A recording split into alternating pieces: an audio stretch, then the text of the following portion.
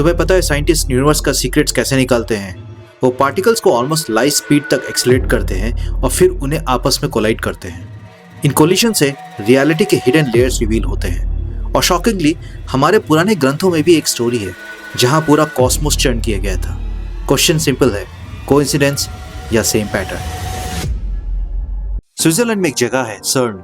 यहाँ दुनिया की सबसे पावरफुल मशीन्स में से एक लार्ज हैड्रॉन कोलाइडर है, एक 27 किलोमीटर लंबी अंडरग्राउंड टनल जहां पार्टिकल्स को ऑलमोस्ट लाइट स्पीड तक एक्सेलरेट किया जाता है और फिर उन्हें कोलाइड कराया जाता है। जब कोलिजन होता है, मैसिव एनर्जी रिलीज होती है, पार्टिकल्स टूटते हैं और उनके अंदर छुपे हुए और भी छोटे कंपोनेंट्स दिखाई देते हैं। इसी प्रोसेस में हिग्स बोसॉन डिस्कवर हुआ था, एक ऐसा पार्टिकल जो एक्सप्लेन करता है कि मैटर को मास कैसे मिलता है। बेसिक आइडिया सिंपल है, सिस्टम को डिस्टर्ब करो तभी उसके हिडन लेयर्स दिखेंगे।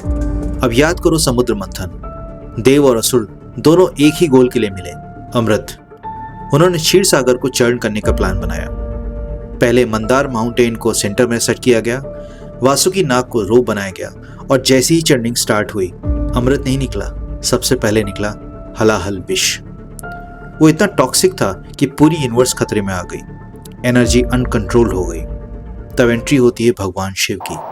वो आते हैं और उस पॉइजन को पी लेते हैं, लेकिन उसे निगलते नहीं, गले में रोक लेते हैं। इसीलिए उनका नाम पड़ा है नीलकंठ।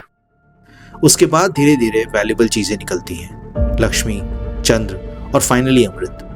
पैटर्न नोटिस करो, पहले केओस, फिर कंट्रोल एंड देन रिवॉर्ड। अब यहाँ एक इंटरेस्टिंग चीज नोटिस करो, मॉडर्न फिजिक्स में भी जब पार्टिकल स्टेबल होते हैं उसके अंदर का स्ट्रक्चर क्लियरली विजिबल नहीं होता।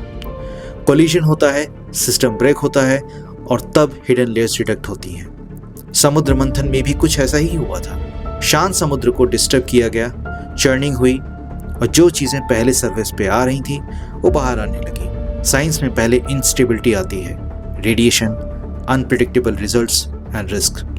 स्टोरी में भी पहले हलाहल विष आया था। साइंस में एंड में फंडामेंटल अंडरस्टैंडिंग मिलती है, स्टोरी में एंड में अमृत मिला था।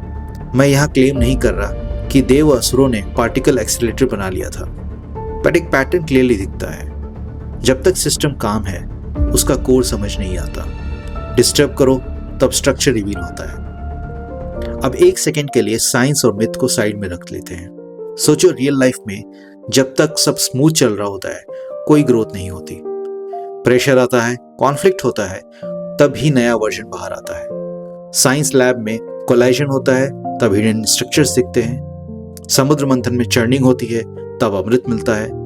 लाइफ में भी जब तक डिस्टर्बेंस नहीं आता हम अपनी डेप्थ नहीं देखते।